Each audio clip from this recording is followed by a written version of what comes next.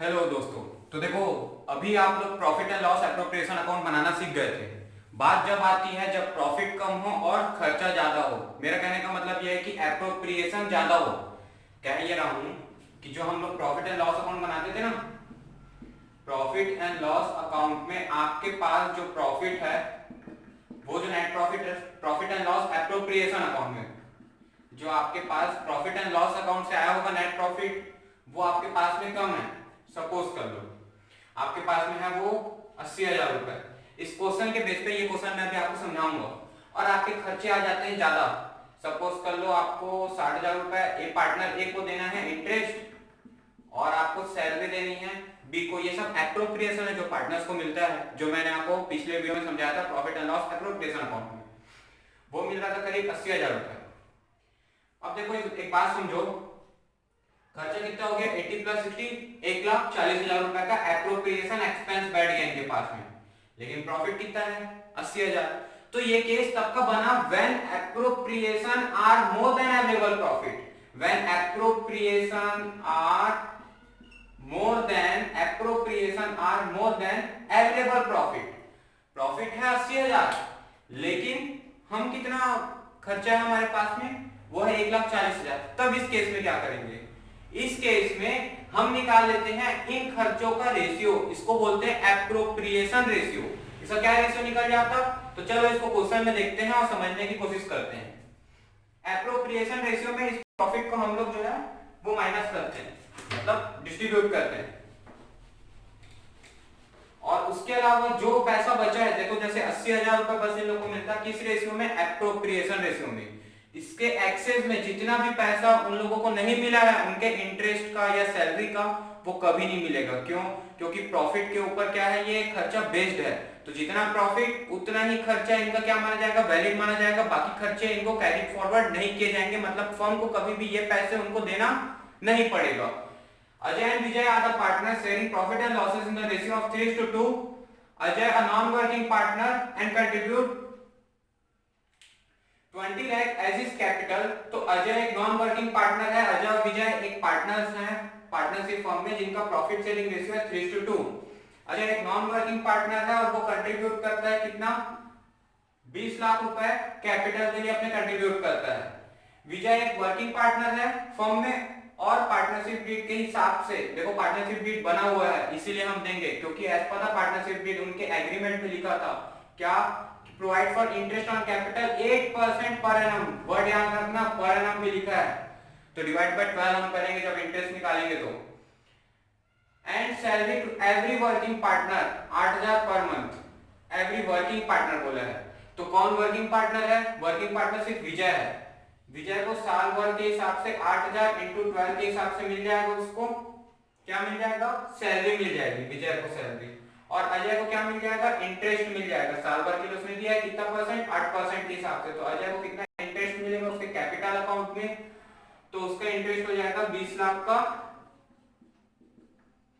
8% into एक साल के लिए ना, तो इसलिए 12.12, चाहे लिखता चाहे ना लिखता, बात एक ही थी। अभी आप कैलकुलेट कर लो, तो 20,000 का जब आप इसको कैलकुलेट करोगे तो आपको मिलेगा ये 8%, 1,60,000 रुपए। और 8,000 का जब मैं 12 महीने के लिए निकालूंगा तो ये मेरे को टोटल मिल जाएगा 96,000 रुपीज। अब ध्यान से सुनना, ये याद रखना, 96,000 और 1,60,000 मैं यहाँ किनारे में लिख देता हूं। अजय का और विजय का 1,60,000 और 96,000। लेकिन देखो बेटा, यहां पे क्या है, अपने पास प्रॉफिट कम है और एप्रोप्रिएशन प्रॉफिट कम है और एप्रोप्रिएशन एक्सपेंस ज्यादा है। अब इस केस में क्या करेंगे? Similarly profit and loss appropriation account आप फॉर्म कर लो, बना लो।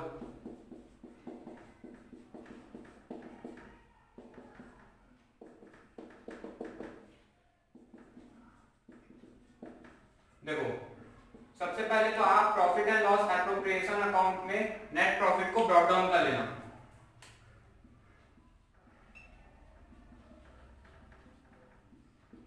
कितना था क्वेश्चन के हिसाब से 80,000 रुपीज था, ठीक है, ये रहा।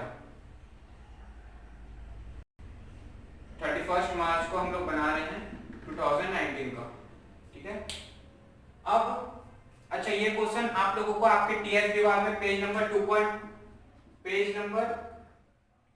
2.22 में मिल जाएगा। एक टॉपिक है एप्रोप्रिएशन और मोर देन अवेलेबल प्रॉफिट में, वहां से क्वेश्चन देख सकते हैं अपने टीएस विभाग की बुक से।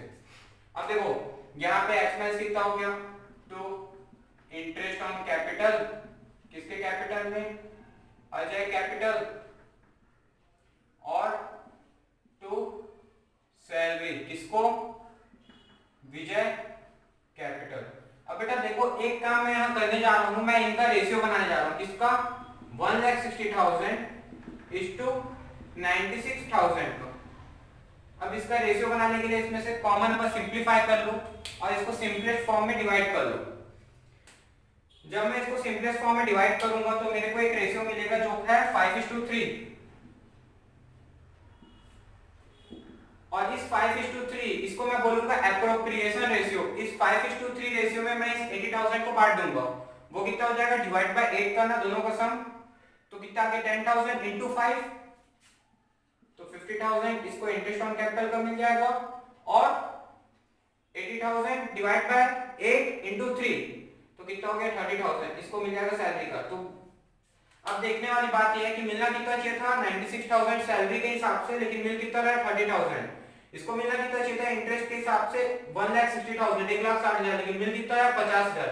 इसका मतलब कहने का मतलब यह है कि इसका जितना भी एप्रोप्रिएशन हो वो तभी वैलिड होगा जब प्रॉफिट उतना अवेलेबल हो, लेकिन अगर प्रॉफिट ही अवेलेबल नहीं है तो खर्चे क्या हो जाएंगे, एप्रोप्रिएशन रेशियो में हमको प्रॉफिट के बांटना पड़ेगा और उसके अलावा कुछ भी नहीं मिलने वाला है।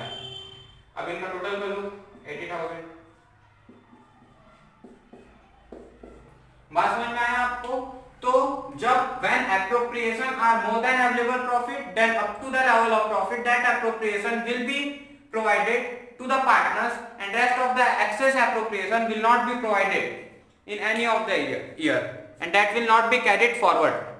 I hope आपको ये कॉन्सेप्ट समझ में आया होगा।